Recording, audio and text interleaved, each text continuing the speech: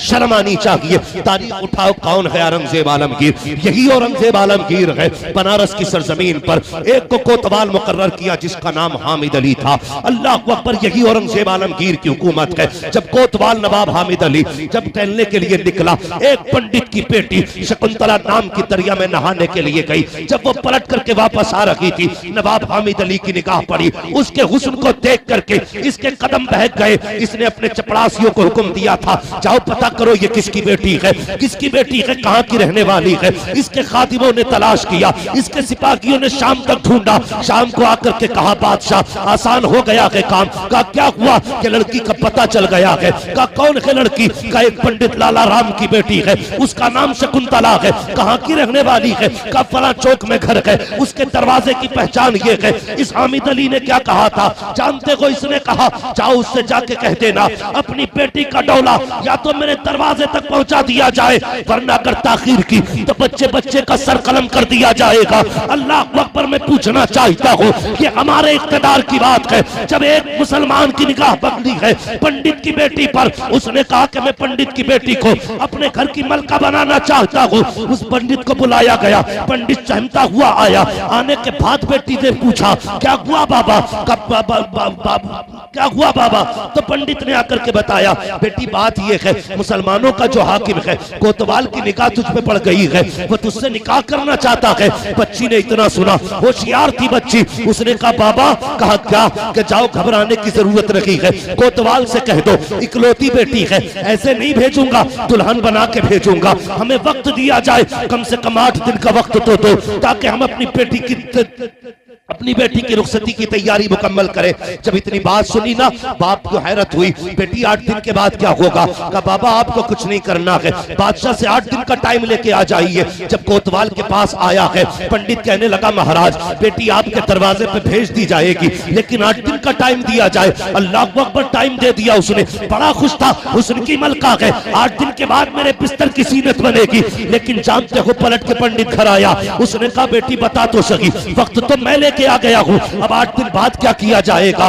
बच्ची कहने लगी, परेशान क्यों होते हो? परेशान ना होइएगा। अल्लाह अकबर, जब 8 दिन गुजर गए हैं, बच्ची भी करवट में थी, बदलती जा रही थी, मुसीबतों में है, हैरत में क्या किया जाए। 8 दिन पूरे होने लगे, फिर खबर आ गई 8 दिन पूरे होने वाले हैं, कितनी देर लगेगी तैयारी में? बाप बेटी का चेहरा देख के कहने लगा, लखते जिगर नूरे नजर, क्या करें, नदी में छलांग लगा दे, अपनी जान कुर्बान कर दे, इज्जत लुटने से तो बेहतर है हम जाके दरिया में कूद जाए। जब बेटी ने इतना सुना, कहती अब्बा परेशान ना होइएगा, फिर जाइए उस राजा के पास, उससे जाके कहिए 8 दिन का टाइम और दिया जाए, तैयारी मुकम्मल लगी हुई है। फिर वक्त लिया गया, फिर आकर के पंडित ने कहा, बेटी अब क्या करेगी? कहा अब्बा जी बस एक घोड़े का इंतजाम करो और एक मुगल शहजादे का लिबास ला के दिया जाए। कहा करना क्या है? कहा परदेश जा रही हूँ, बस मुझे 8 दिन का वक्त दिया जाए। बाप की आंख में आंसू आ गए, शहजादी होकर के, बेटी होकर के शहजादों का लिबास मांग रही है। अल्लाह अकबर, बेटी ने जब इतना कहा,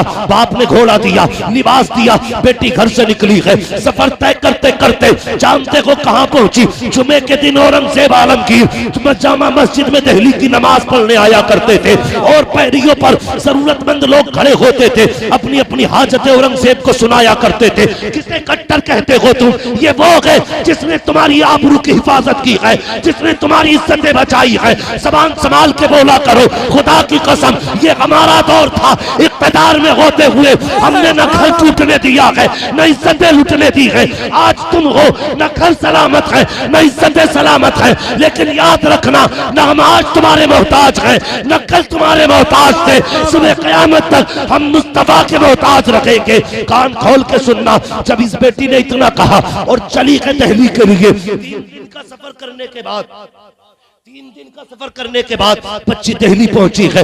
आज जुमे का दिन था, लोग नहा करके आ रहे थे, ये बच्ची भी जा करके उसी सफ में खड़ी हो जाती है जहां जरूरतमंदों की लाइन लगी है। बच्ची भी जाके खड़ी हो गई। इधर औरंगजेब नमाज पढ़ के निकले हैं, बच्ची दरवाजे पे खड़ी है। औरंगजेब सबसे पूछ रहे हैं, कहो क्या हाल है? लोग अपने अपने खत दे रहे हैं, आप हाथ में कागज पकड़ते हैं, हाथ में कागज पकड़ते हैं, सबके सरों पे हाथ रखते जा रहे हैं। जब बारिश बेटी की आई है। अल्लाह अकबर, सलाम है उस हमीयत और जुर्रत और शराफत के शहंशाह को, उस शरीफ की शराफत को सलाम करते हैं हम। जब बेटी की बारी आई है, औरंगजेब आलमगीर की नजरें झुक जाती है, जबकि शहजादों वाला लिबास पहना है, किसी को पहचान नहीं थी ये बेटी खड़ी है या बेटा खड़ा है, लेकिन औरंगजेब चूंकि वली ये कामिल है, पहचान जाते हैं बेटी खड़ी है, फौरन नजरें झुक जाती है, गर्दन झुका के कहते हैं, ए बेटी तू कैसे आ गई है?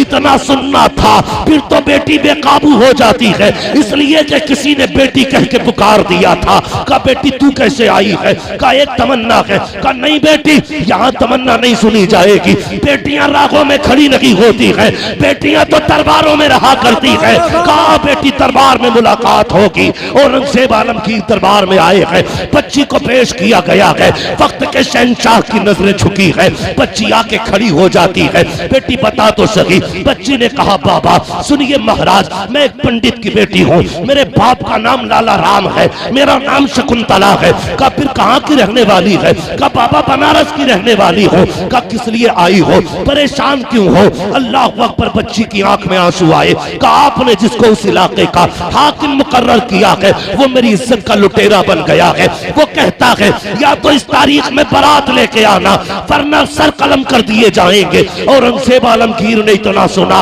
बदन कांप गया, होठ लरस गए, चेहरे पे जलाल का आलम था।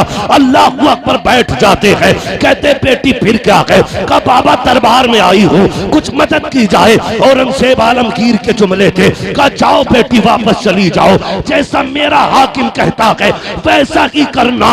इतना सुनना था, बच्ची के हौसले टूट जाते हैं, अरमानों का गला घुट जाता है। सोचती है मैं तो उम्मीदें लेके आई थी, लेकिन इसने क्या कह दिया, जैसा मेरा हाकिम कहता है वैसा किया जाना है। बच्ची रोती हुई वापस आई है। बाप ने बेटी को देखा, जैसे ही बच्ची की आंखों में आंसू देखे, कहा बेटी बता तो सही कहाँ गई थी? कहा बाबा मैं उस बादशाह के पास गई थी, मुसलमानों का जो बादशाह है। कहा फिर क्या हुआ? कहा बाबा क्या कहूँ, मेरी हसरतों का जनाजा निकल गया, उम्मीदें टूट गई हैं। कहा उसने भी वही कहा है जो उसका हाकिम कह रहा है। बाप ने रो के कहा बेटी अब परेशान ना हो, एक ही रास्ता है, चलो नदी में कूद के जान दे देते हैं। बच्ची ने कहा ठहर जाइए बाबा, मरना नहीं है। कहा किस लिए? कहा बात ये है मैं जानती हूँ उसने कहा है कि जैसा मेरा कोतवाल कहता है वैसा ही किया जाना है, लेकिन अब्बा मुझे ये भी याद है जब तक मैं दिल्ली में रही हूँ उसने मुझे 3 मर्तबा बेटी कह के पुकारा था,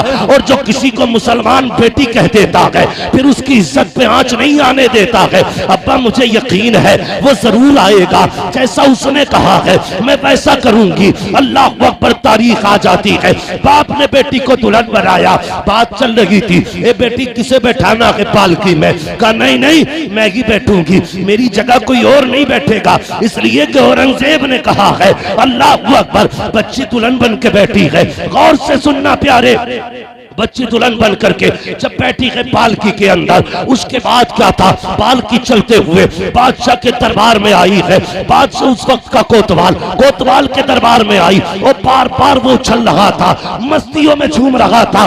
दरवाजे पे भिखारियों की लाइन थी, आज ख्वाब पूरा होने वाला है, हसरतों ख्वाब की मलका आई है दुल्हन बन करके। इस दरवाजे पे आया, अभी पालकी बाहर रखी है, इसने कहा जिसे जो चाहिए मांग ले। भिखारियों की लाइन थी, तबाक लाए गए सोने के सिक्कों के, ये सिक्के उछालता रहा, फेंकता रहा, लुटाता रहा।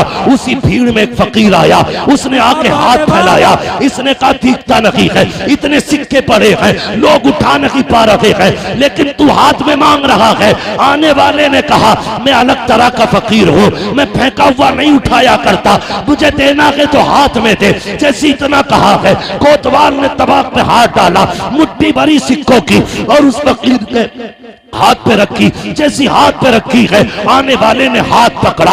अल्लाह अकबर, दुनिया हैरत में थी। जब चादर उतारी है तो फकीर न था, फकीर के लिबास में औरंगजेब आलमगीर था। औरंगजेब आलमगीर है। नारे रिसालत, इस्लाहे मुआशरा कॉन्फ्रेंस, इस्लाहे मुआशरा कॉन्फ्रेंस, मसलके आला हजरत फैजान औलिया इकराम, नारे तकबीर, नारे रिसालत। औरंगजेब आलमगीर हाथ पकड़ा, कांप गया कोतवाल।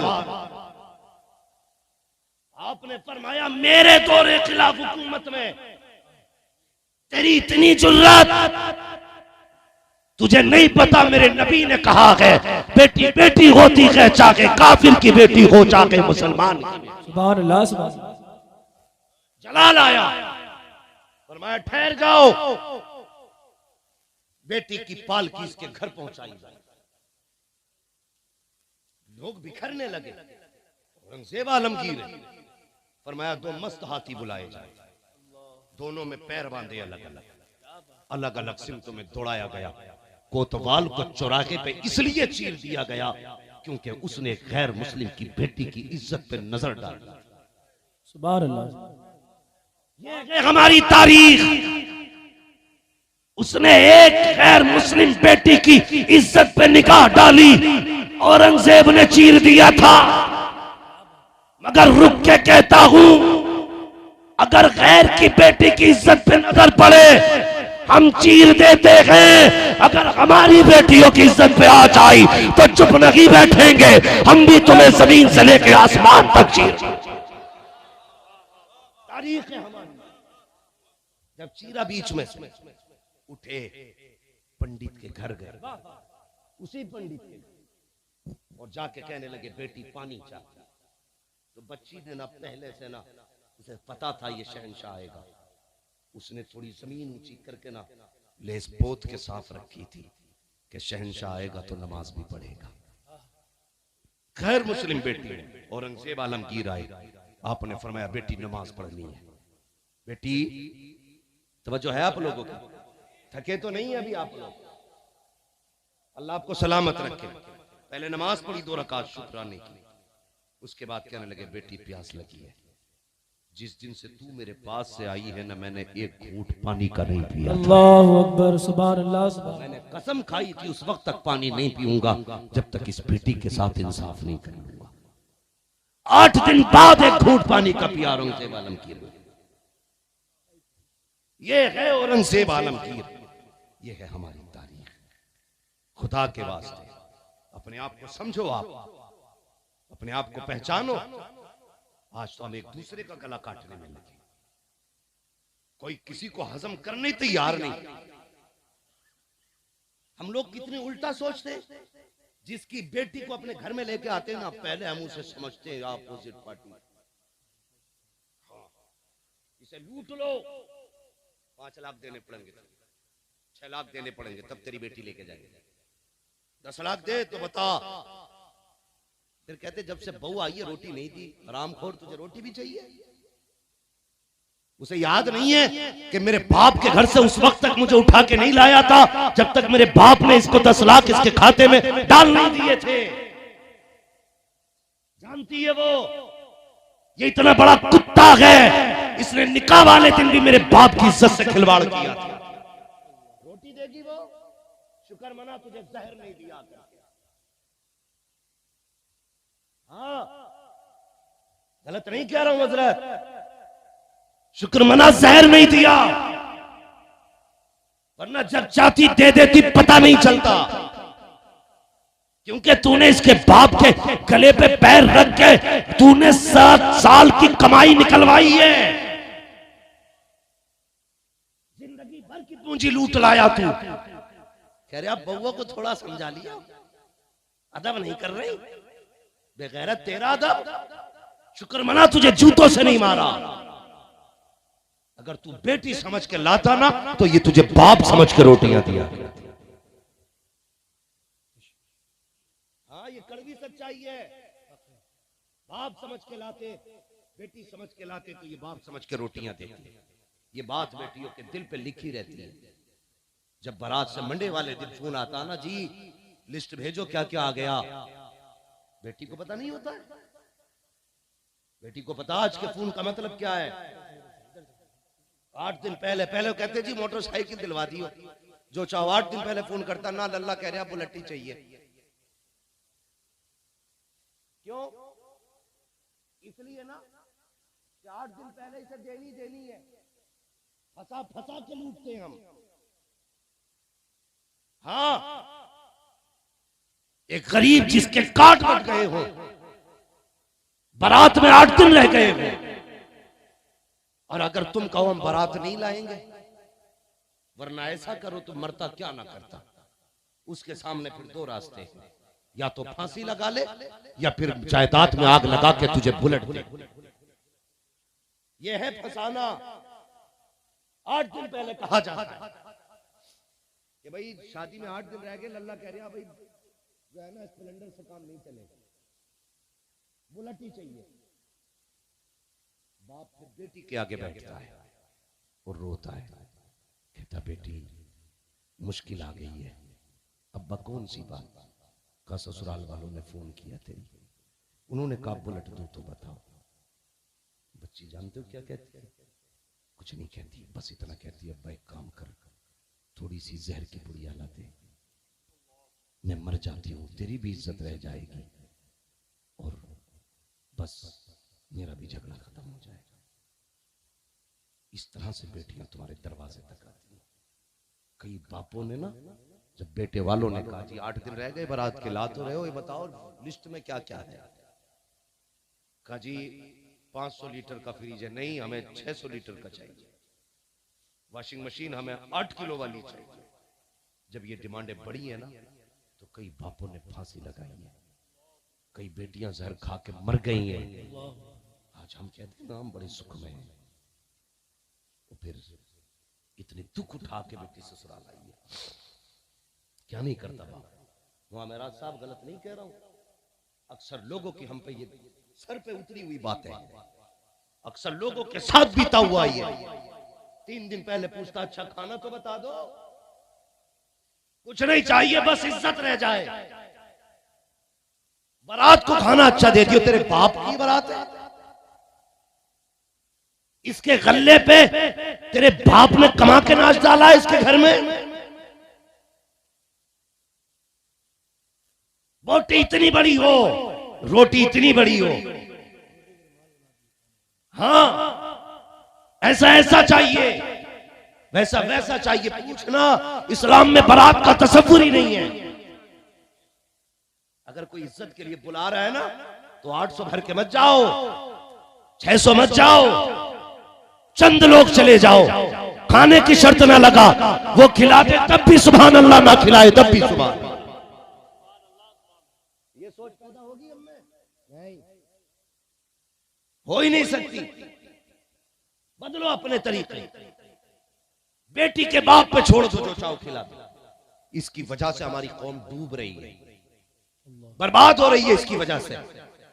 और एक सबसे बड़ी कमी और बता दूं, एक सबसे बड़ी कमी और है, दावत एक की होती है तो 3 जाते मोटरसाइकिल पे बैठ के। वो तो कभी कभी जगह न रहती ना, डंडे बांट देना मोटरसाइकिल में, तू भी बैठ, फ्री की बट रही है। दावत जितने लोगों की हुआ करे ना, उतनी लोग जाएंगे। दावत एक की है ना, तो 3 मत लेके जाए। बैठ जा यार, बैठ जा, तुझे भी खिला के लाऊंगा। वो बड़ी टॉप की है यार, ये टॉप की ऐसे नहीं बनी है, यहाँ का पसीना यहाँ गिरा है, तब बेटी के बाप ने इसे टॉप बनाया है। देखा है कभी ना? बारात में जाते हो, सारे लोग खुश होते हैं, बारात ये खा खा के यूं करते हैं, यूं। अब खिलाने वाले हाँ भाई कुछ चाहिए, लेकिन सबसे उदास उस महफिल में बेटी का बाप होता है। सबसे उदास, पूछने की जरूरत नहीं है, जिसका चेहरा सबसे ज्यादा उतरा हुआ हो, समझ लेना ये बेटी का बाप है। क्यों? सोचा कभी जब खाना चलता आगे पीछे दौड़ता है, कहता कोई कमी रह जाए तो माफ कर देना, कोई कमी रह जाए तो माफ कर देना, जो कुछ था बस मैंने इंतजाम कर दिया, कच्चे बच्चे पक्के को माफ कर देना। मगर हमारी कौम भी इतनी बेगैरत हो गई है, कभी बाप के ख्याल नहीं करती है, कभी उसका चेहरा नहीं देखती है। वो यार जो 3-3 6-6 भर के जा रहे हो ना 2-2 की जगह पे, खुदा के वास्ते तुम्हें पता है आज रोटियां गिनती के हिसाब से बनाते हैं बनाने वाले, मशवरा देने वाले बैठ के कहते हैं कितनी बारात आ रही है, का 400 लोगों की बारात है, का इतने चावल कर लो, इतना गोश्त कर लो, पूरा पड़ जाएगा, प्लस में तुम्हारे मेहमान भी हैं वो इसमें निबट जाएंगे। लेकिन जब एक एक के साथ 3-3 चले हैं, तुम्हें पता है जो रोटियां 6 लोगों में खत्म होनी थी, वो सिर्फ बारात के 3 लोगों में खत्म हो जाती है, 3 फाके रह जाया करते हैं। अल्लाह अकबर, जब किसी एक बाराती के हिस्से में रोटी नहीं आती है, तब बाप का कलेजा फटता है। जिसने 600 लोगों को खिला दिया, 599 खा चुके, 600वां आदमी अगर ना खा पाए, उसकी पूरी मेहनत में पानी फिर जाया कर करता है। कभी भी 3 लोगों की दावत हो तो 9 मत जाना, 6 की दावत हो तो 12 मत जाना, जितनों की दावत हो इतने जाया करो। अल्लाह अकबर, मेरी तो इतनी गुजारिश है, अगर कोई पेटी वाला दावत करता है तो खाली पेट मत जाना, सुबह से नमक का पानी ना पीना, बल्कि आधी रोटी अपने घर खा के चला जा, आधी रोटी बेटी के खाने में खा ले। अगर तेरे हिस्से के बचे खाने से किसी गरीब की इज्जत बच जाएगी, दावे के साथ कहता हूँ, इधर गरीब मुस्कुराएगा, उधर गुंबदे खजरा में मदीने वाला मुस्तफा मुस्कुराने लगे। सुभान अल्लाह। नारे तकबीर, नारे रिसालत, उलमाए अहले सुन्नत, मसलके आला हजरत, फैजाने आला हजरत, इस्लाहे मुआशरा कॉन्फ्रेंस। समझ रहे मेरी बात? बुरी तो नहीं लग रही है? लगनी भी नहीं चाहिए, और लगेगी भी तो फर्क क्या पड़ता है? मैं आईना को दिखाऊंगा दाग चेहरे के, जिसे खराब लगे सामने से हट जाए। बहुत गौर से मेरी बात सुनिए, बदलिए अपने आप को, बेहतर करो हालात, बेहतर करो। और ये जो लोग होते हैं ना फालतू के लोग, जो ये खा के ना मुंह में तीली डाल के कहते सब कुछ ठीक था, नमक कम रह गया, थोड़ी हल्दी तेज करा दी भाई, तेल कम है यार थोड़ा सा जुबैर भाई। जब ये बातें होती है ना, थोड़ा तेल कम रह गया, नमक कम है, तो अल्लाह कहता है फ्री की खा के जा रहे, मैंने तेरे हलक से उतार दी, मेरा शुक्र अदा न कर सका, तूने कमियां निकाली है खाने में। फिर अल्लाह जब खाना बंद करता है ना, तो दस्तरखान की रखी हुई मछली डॉक्टर कहता खा नहीं सकता है, तो फिर बंदा मछली भी नहीं छूता है। जब अल्लाह बंद करता है तो कोई बचाने वाला नहीं होता है। तब तक ही खा रहे हैं जब तक अल्लाह, कब तक? जब तक अल्लाह खिला रहा है। नहीं देखा कई लोगों को बाजार गए, गोश्त अच्छा लग गया, इसका हलीम बनवाएंगे, पाए भाई लेके आए, रात भर फ्रिज में रखे, सुबह को हलीम बनवाया, लेकिन कुछ देर पहले पेट गुड़गुड़ हुआ, डॉक्टर ने कह दी छू मत दी, ना 3 बोतलें पानी की छोड़ेंगी कम से कम। लाया तू, मगाया तूने, पकाया तूने, लेकिन आगे रखा, खाइए, तबीयत ठीक नहीं है। ये तबीयत नहीं, अल्लाह ने बंद किया है। जब अल्लाह बंद कर दे सब कुछ होते हुए हलक में नहीं जाता, लेकिन जब वो खिलाने पे आता है ना, तो बंदा रहता शाहपुर में है और यहाँ बुला के खाने खिलवा दिया करता है। सोचा था हमने यहाँ हमारे हिस्से की रोटी होगी, लेकिन अल्लाह खिला, जिसे अल्लाह चाहता खिलाते। समझ रहे ना मेरी बात? तो कोशिशें करें अपने समाज को बेहतर करें, हर एक की बेटी को अपनी बेटी समझे, बहन समझे, दूसरों की इज्जतों की हिफाजत करें। आज सबसे बड़ी कमी क्या है ना, एक बुखार चढ़ा है, तवज्जो करें बस 10-5 मिनट गौर करें, एक बुखार चढ़ा हुआ सारे लोगों को। मैं अपनी बेटी को एमए कराऊंगा, बीए कराऊंगा, बीए के चक्कर में कई बिया हो गए, तो बिया भी मुसलमानों में होते तो कुछ खैर की हजरत, गैर मुस्लिमों के साथ बिया हो गए बीए के चक्कर। क्या नतीजा मिला? मैं एक बच्ची से मैंने पूछा क्या करती है, बोला जॉब करती हूँ स्कूल में। मैंने कितनी तनख्वाह? बोली 2000। 30 दिन की ड्यूटी के 2000। एमए कराने में एक बाप कितनी मेहनत कराता बेटी से। इस डिग्री के लिए बेटियों ने इज्जतें दे दी, बाप की शान चली गई, सारी कमाई में आग लग गई, घर से इज्जत का जनाजा निकल गया। कितने मिले? बोलो जोर से। खाली बुखार है डिग्री का, वरना मैंने बहू जिनकी है ना एमए वो भी नहीं पढ़वा रहे। खाली पढ़वी चाहिए, पढ़वाना नहीं है भाई। ऐसी डिग्री का क्या नतीजा जिससे यहां भी जिल्लत हो वहां भी जिल्लत हो। डिग्री देनी है तो वो देना जिससे यहां भी इज्जत है वहां भी इज्जत हो। कुछ लोग तो मुंह ऐसे खोल के देख रहे, पता नहीं ये डिग्री सोने की होती है कि चांदी की। बस एक डिग्री है, बेटियों को कनीज़े फातिमा ज़हरा बना लो। सुभान अल्लाह, सुभान। बेटों को आलिम दीन बनाओ। इदारा है आपके गांव में मदरसा ना? अल्लाह सलामत रखे आप लोगों को। मदरसा चला रहे हैं ना, उनसे चलाइए, मेहनत से चलाइए। जिन इलाकों में मदरसे होते हैं उन इलाकों की रिज़्क़ में अल्लाह बरकतें अता कर फरमाए। मदरसा चलाएं, और कुरान की तालीम आम करें। कुरान की तालीम इसलिए नहीं पढ़ाते ना हम लोग कि पढ़ गया तो कितनी तनख्वाह मिलेगी, 5,000 7,000 बस। और ये देता कौन है? नहीं तो देते 5,000 6,000 गवर्नमेंट थोड़ी देती है, हम ही तो देते। बोलो ना यार, डर क्यों रहे हो? चंदा नहीं कर रहा हूं मैं किसी से, हम ही देते हैं ना 5-5 हजार रुपए। अपने बेटों की तनख्वाहें 15-15 हजार कर दो, यकीनन हर घर में बेटे कुरान के कारी नजर आने लगे। लेकिन हम पढ़ाते ही नहीं है इसे। दीन नहीं पढ़ाना, वो भेजना हमें मेडिकल कॉलेज में, एमए कराना, एमए करा के लेके जू तक खड़ा होता। अभी एक माँ बाप का इंटरव्यू आ रहा था, उनका बेटा क्या है, बीपीए जने क्या था भाई, हमें तो डिग्रियां भी नहीं पता ही नहीं, बहुत बड़ा अधिकारी है, लेकिन माँ बाप को जाड़ों में घर से मार के निकाल दिया उसने। मुस्लिम बेटा, उसने घर से निकाल दिया बच्चों को। मैं कहता था यार तूने इसको ये डिग्री तो दिलाई, काश तूने हुजूर के दीन की डिग्री दिला ली होती।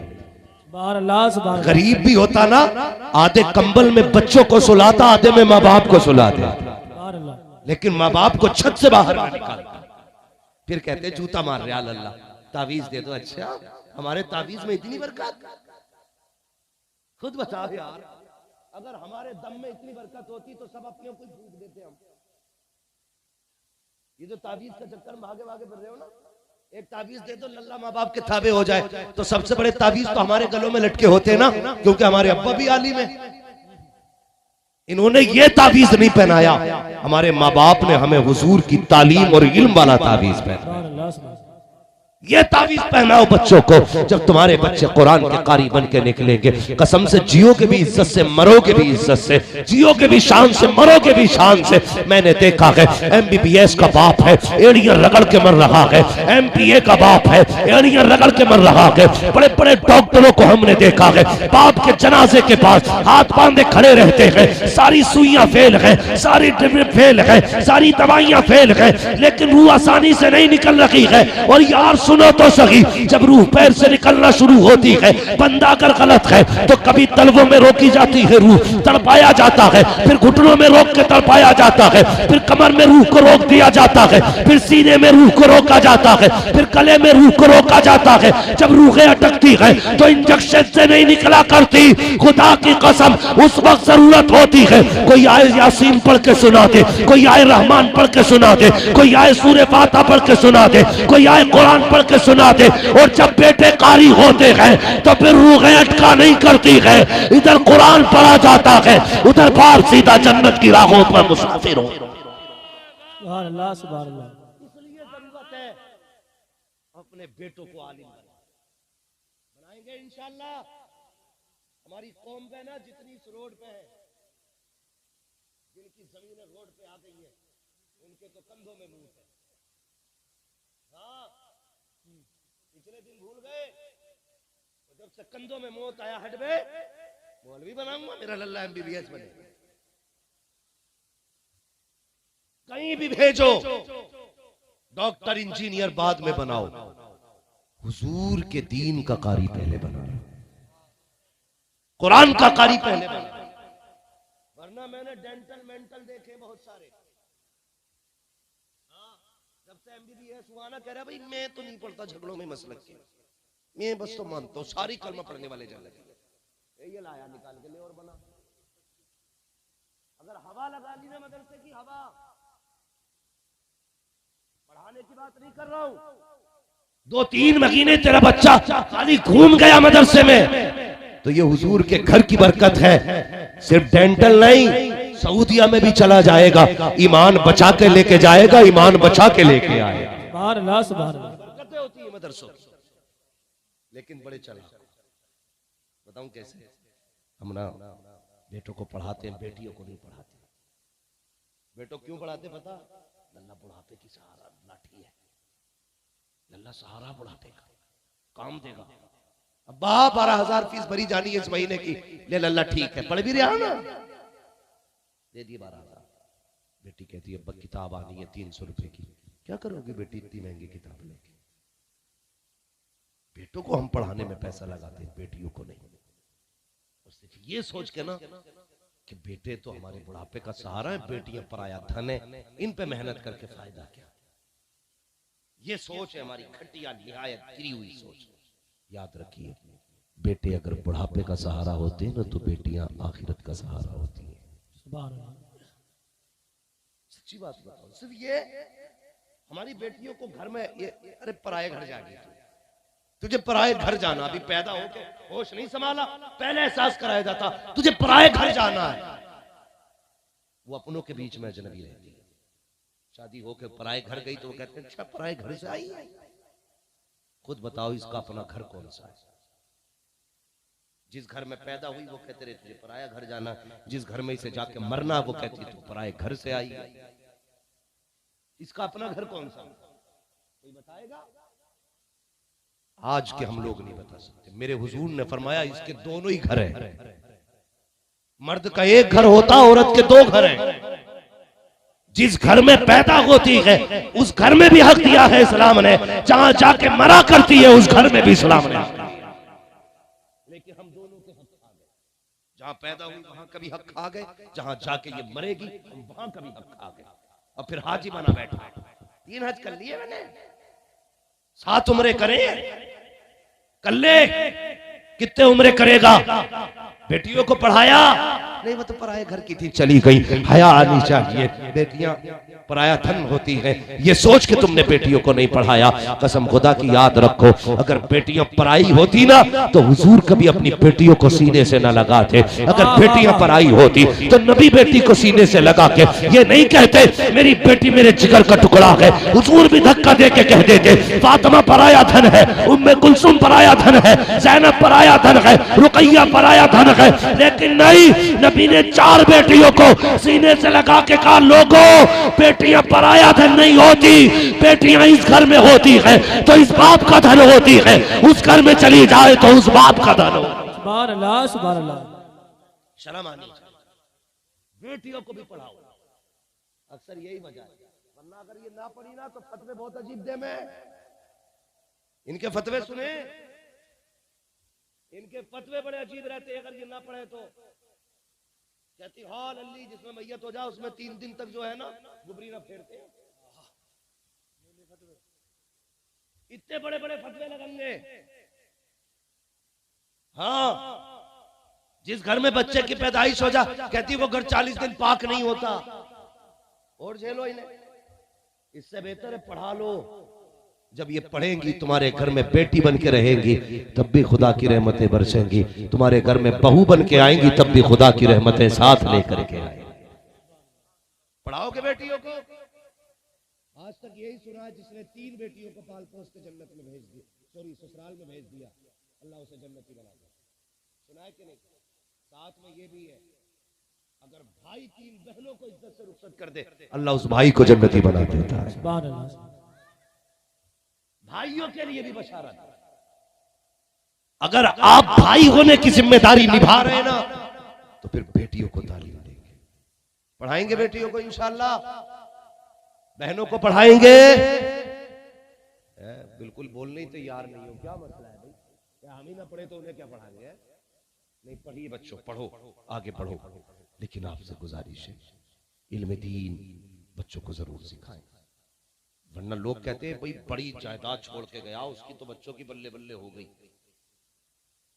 मैं कहता हूं जिसने लाखों बीघे जमीन छोड़ी हो, 20-50 गाड़ियां छोड़ी हो, 10 मंजिला मकान छोड़ा हो, मैं कहता हूं वो जो है ना कामयाबी जिंदगी जी के नहीं गया। कामयाब जिंदगी वो जीता है जो अपने पीछे कुरान वाले छोड़ जाता है, जो अपने पीछे हाथ उठाने वाले छोड़ जाता है। वरना याद रखो कोई दुआएं देने वाला नसीब नहीं होगा, मर गए तो कोई फातह कराने वाला नसीब नहीं होगा। हाँ, और बेटियों पे भी ध्यान दिया करो। मैं बेटों के खिलाफ तो नहीं बोलूंगा, सोचेंगे यार ये हमें गाली देने आया है, लेकिन याद रखना जब इंतकाल कर जाओगे ना, इंतकाल और बेटे अपनी औलाद में फंस जाएंगे तो शायद ये कभी तुम्हारे लिए एक रुकू ना पड़ सके।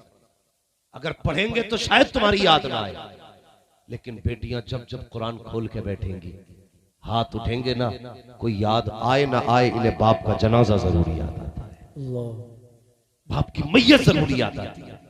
इसलिए बेटियों को पढ़ाओ, बहनों को पढ़ाओ, ताकि मर जाओ कोई दुआ करे न करे, दुआएं देने वाली बेटियां कुरान लेके बैठ जाए। इसलिए बेटियों को भी पढ़ाओ, बेटों को भी पढ़ाओ, दीनी माहौल पैदा करो, मदरसों को मजबूत करो। हर तरह से कोशिश हो रही है बंद करने की। मैं दुआ करता हूं अल्लाह आपको सलामत रखे कि आपके बस्ती वाले ऐसे माहौल में भी मदरसा चला रहे हैं। पढ़ रहे हैं ना आपकी बस्ती में बच्चे? माशाअल्लाह, अल्लाह सलामत रखे। मेहनत करें बच्चों को पढ़ाने में, बेटियों को भी पढ़ाए, ताकि कयामत के दिन हजरत फातिमा ज़हरा कहे कहाँ है तेरी बेटी? जब निकल के आए ना तो उसके चेहरे पे स्कूल और कॉलेज और मेडिकल मार्केट और दुनिया के फैशन की कालिक नहीं होनी चाहिए। तेरी बेटी जब सबसे निकल के आए ना, उसके चेहरे पे कुरान और हदीस का नूर होना चाहिए। ये पढ़ाइए बच्चों को, तालीम दीजिए। तालीम अच्छी होगी, मुआशरा अच्छा होगा, सोसाइटी अच्छी होगी, तरबियत अच्छी होगी। जब तरबियत अच्छी होगी तो फिर नस्लें अच्छी होगी, मुआशरा कामयाब होगा। हाफिज बना लो, मौलवी बना लो, मदरसे पढ़ा लो, कसम से आसानी से जहेज नहीं मांगेगा, नहीं मांगेगा। पढ़ा लिखा होगा तो जहेज, वरना मुसीबतें बढ़ती जा रही है। देखना है ना तो एमए की डिग्री न देखो, बीए की डिग्री न देखो, अगर देखनी है तो ये देखो इस बच्ची के पास कुरान की डिग्री है कि नहीं, ये कुरान कैसा पढ़ती है, इसकी नमाज कैसी है, दुरुस्त है कि नहीं। तुम देखने भेजते हो, अम्मा देख के ये लोडिया कैसी है भेजते हो ना, है? तो अम्मा भी बड़ी, आज तो अम्मा भी मॉडर्न हो गई है कुछ। हाँ, अम्मा भी आके करी लल्ला कतई हीरोइन लग रही, अम्मा को भी पता भैया हीरोइन क्या हो, कतई हीरोइन लग रही, क्या लल्ला बाल खुले हुए थे तो ऐसे थे नीचे तक। ये ना देख लग क्या रही, ये पूछना अम्मा जाके देख, जब देख के आए ना पूछना माँ तेरे सामने वो आई थी, उसके सर पे दुपट्टा था कि नहीं। जब वो बोल रही थी तो उसकी नजरें झुकी थी कि नहीं। माँ उसके होठ हिल रहे थे तो कहीं उसके होठों पे बेहयाई की लाली तो नहीं थी। माँ जब वो चल रही थी तो बता तो सही, उसके कदमों में बेगैरती के ठुमके तो नहीं थे। अगर माँ कहते ना बेटे, जब आके सलाम किया तो कनीज़े फातिमा ज़हरा लग रही थी, जब आके सामने बैठी तो हया का जौहर लग रही थी। बेटे जब उसने गुफ्तगू की तो उसके लहजे में शर्म भी थी, उसकी सांसों में कुरान की खुशबू भी थी। जब उसने पल के उठाई थी बेटे, हया के पहरे थे आंखों पे। ए बेटे ऐसी बेटी देख के आई हूँ जिसके माथे पे सिर्फ क्रीम पाउडर की चमक ना थी बल्कि सजदों के निशान थे। आके बंद करके निकाह कर ले, कसम खुदा की अगर बीवी ऐसी होगी तो तेरे घर में जो औलाद आएगी डांसर नहीं आएगी बल्कि कोई गुलाम अहमद रजा आएगा, कोई गुलाम ताजुश शरिया आएगा, कोई देखोगे अपने वक्त का अब्दुल कादिर जिलानी का नौकर बन गया। सुभान अल्लाह। ऐसी बहुएं तलाश करो, वरना फिर जहर की पुड़ियां तलाश करो, मरोगे मौत के सिवा कुछ नहीं।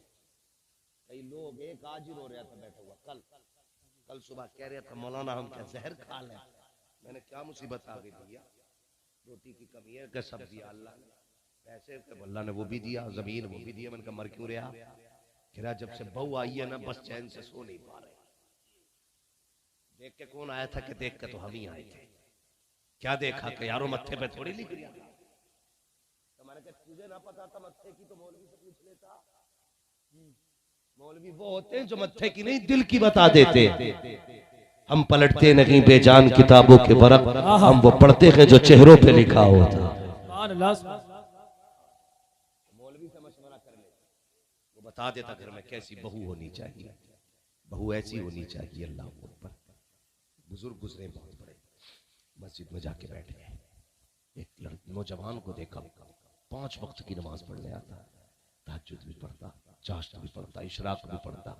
कहने लगे बेटे मेरी बेटी जो है ना जवान हो गई है, मैं चाहता हूँ उसके साथ तेरा निकाह कर दूं। तो जवान कहने लगा मैं निकाह तो कर लूंगा लेकिन मेरे पास है कुछ नहीं, कुछ नहीं है मेरे पास। तो बाप कहने लगा तू नमाज पढ़ता 5 वक्त की, जब तू खुदा को नहीं भूलता तो खुदा तुझे कैसे भूल सकता है। बस मैं तेरी इसी अदा पे फिदा हूं, जा मेरी बेटी ले। उसने कहा लग गई, कुछ ना होते हुए किसी ने खाली कोई बीवी दे दी, मगर टेंशन थी कि रुकेगी कि ना रुकेगी। अगले दिन ना औरत आई, सुबह उठी, शाम को कहने लगी मुझे तलाक चाहिए। अल्लाह, कहने लगा इतने पारुसाबाद की बेटी और शाम में तलाक मांग रही अगले ही दिन। उसने कहा बात क्या है, तेरे बाप ने तो तेरी बड़ी पारसाई की तारीफ की थी और तू 24 घंटे मेरे साथ न रह सकी। उसने कहा, बर्तन उठाया, उसमें आधी रोटी निकली। उसने कहा ये क्यों रखी है? उसने कहा एक रोटी थी, मैंने एक शाम आधी खा ली थी, आधी कल के लिए रखी थी। उसने कहा सिर्फ इसीलिए तेरे घर नहीं रहना। कहा क्यों?